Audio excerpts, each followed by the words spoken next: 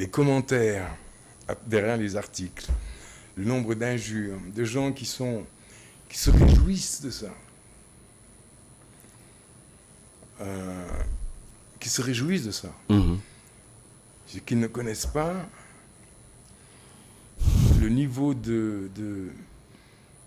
enfin, cette espèce ce qui faisait le Sénégal, justement, c'était qu'on pouvait être des adversaires, on pouvait se haïr, mais il y avait toujours du respect.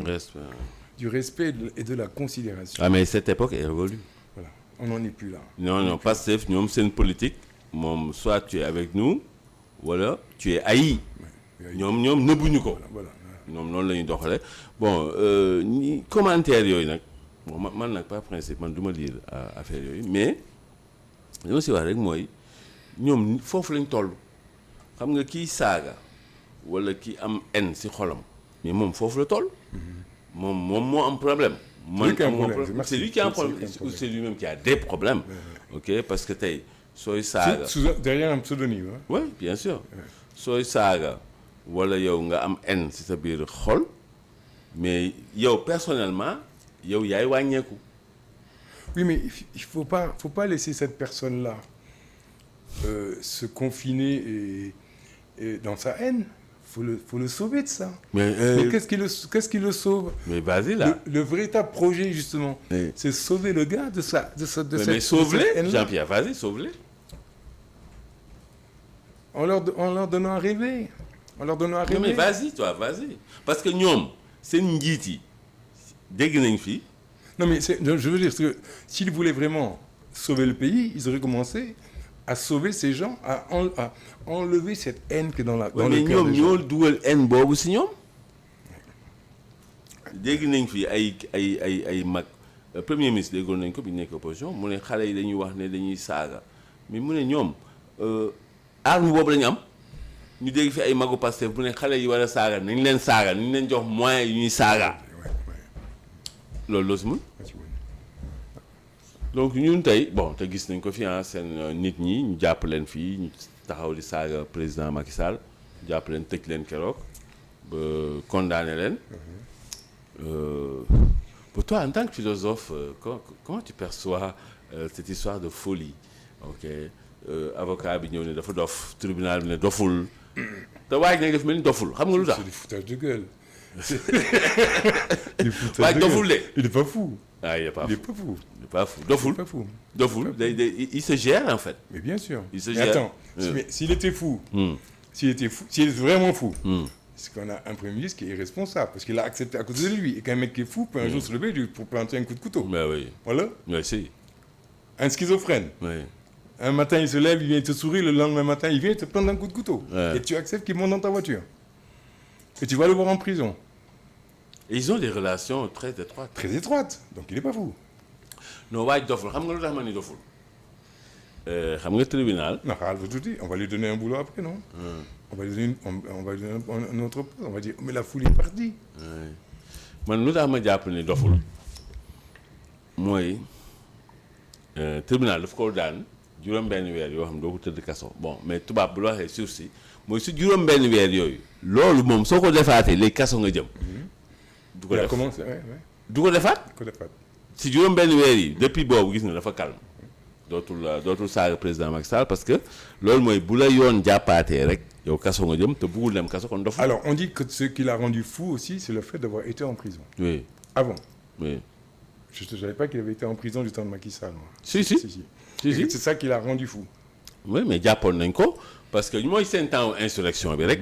moom dañ ko fi jàppoon bon li ñu si wax mooy dafa bëggoon taal gendarmerie bu Touba ñu jàpp ko bon léegi nag booy insurrection moom dañ lay jàpp. ñun bu ñu la yóbboo kaso kaso dafa am ay conséquences. Bien sûr. Bon léegi Jean-Pierre tey yow boo doon tënk jotaay bi lan nga koy tënkee. Ban jotaay bii. Écoute, tu as dit tout à l'heure que j'étais pessimiste. Moi, je suis vraiment optimiste, quoi. Et que même si les temps sont durs, très durs. Pour les retraités, c'est dur. Hein. Mais c'est dur pour tout le monde. Ouais, pour les retraités encore mais, plus. Mais c'est dur aussi pour le gosse qui qui a 15 ans et qui n'entrevoit pas son avenir. Oui, mais le retraité qui a de l'expertise, de l'expérience, qui a vécu et aujourd'hui qui est en commun monétaire, celui-là, c'est dur pour lui. Mais c'est dur pour lui, c'est dur. Alors, mais là où mon optimisme est vaillant, c'est que je crois qu'on ne peut pas, à un moment donné, il va y avoir quelque chose qui va remettre des choses à l'endroit. C'est pas compliqué de mettre des choses dans le bon sens. Moi, je crois que le pouvoir, et être gouverné aussi, c'est une question de bon sens. Et le bon sens, les gens qui en ont le plus, ce sont les honnêtes gens. Les honnêtes gens, pas en opposition aux gens malhonnêtes. Les honnêtes gens, c'est-à-dire, j'aime bien les terriens, moi, les gens qui ont les pieds sur terre. Down to earth. Voilà, qui ont les pieds sur terre. Ils sont dotés de bon sens, tu vois. C'est pas des grands philosophes, c'est pas des grands esprits, mais ils appréhendent les situations de façon paisible et calme, et ils ont surtout quelque chose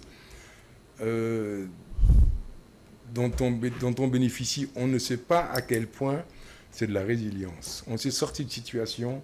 Moi, je crois que 2021, là, on s'en est sorti. Okay, on peut sortir de tout. 2021, ça est sorti, mais avec plus de 80 morts. Oui, je sais, mais je sais, mais les morts ne s'en sont pas sortis. Ils ne sont pas sortis, mais on peut. Et il y a des familles qui sont traumatisées à vie. Bien sûr. Qui vont pas s'en sortir. Mais je trouve que moi, je veux être optimiste parce que d'abord, j'ai envie que mes enfants puissent vivre ici. Ça, c'est quelque chose auquel je tiens. Oui, mais pour le moment, tu ne vois pas le bout du tunnel. Non, je ne vois pas le bout du tunnel. Tu ne vois pas comment se sortir de l'auberge. Non. Mais c'est ça le pessimisme. Je ne vois pas. C'est ça le pessimisme. Parce que ceux qui sont aux commandes, aujourd'hui, le Sénégal est entre des mains inexpertes, qui ne sont pas humbles, et qui nous font du tort. Parce qu'il y a certaines déclarations, quand tu vas dire que le pays est en ruine, on est au 4e sous-sol, on a falsifié les chiffres, ça, tu nous fais du tort. Bien sûr. Ce n'est plus là, on n'est plus dans le champ personnel ou le partisan, mais tu fais du tort à tout un pays. Bien sûr. Et c'est ça, aujourd'hui, on paie les conséquences de ça. On paie les conséquences de ça.